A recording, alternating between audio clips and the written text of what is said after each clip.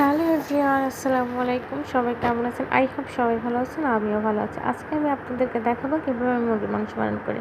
এর জন্য প্রথমে কড়াইতে তেল দেব। তেল গরম হয়ে গেলে পেঁয়াজ দিয়ে দেবো।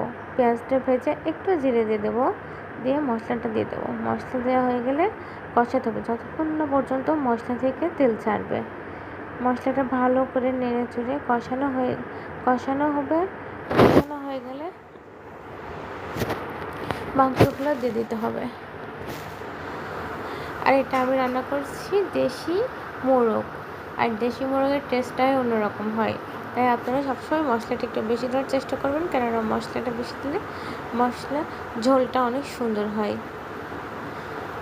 মশলাটাতে গোশটা কষাতে থাকতে হবে যতক্ষণ পর্যন্ত মাংস থেকে তেল না ছাড়ে।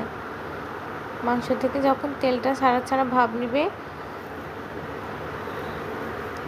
তখনই পানি দিবেন, তার আগে কিন্তু পানি দিবেন না। পানি দিলে গোশের টেস্টটা অন্যরকম হয়ে যাবে। যতক্ষণ পর্যন্ত তেল না ছাড়ে ততক্ষণ নাড়তে থাকবেন। এই যে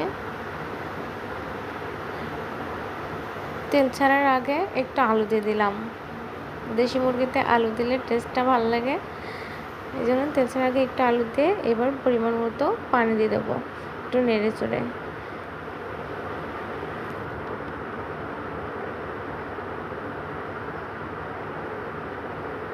এই তো নাড়া শেষ।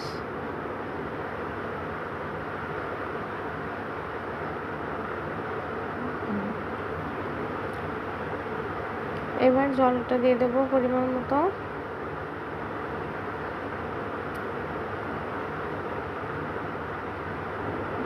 এই তো পানিটা দিয়ে দিয়েছি।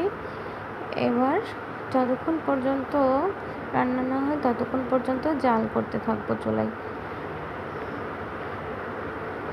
ঝোলটা ফুটতে আছে, এই সুযোগে এদিকে একটু মশলা বেটে নিলাম, জিরা আর গরম মশলাটা বেটে নিলাম।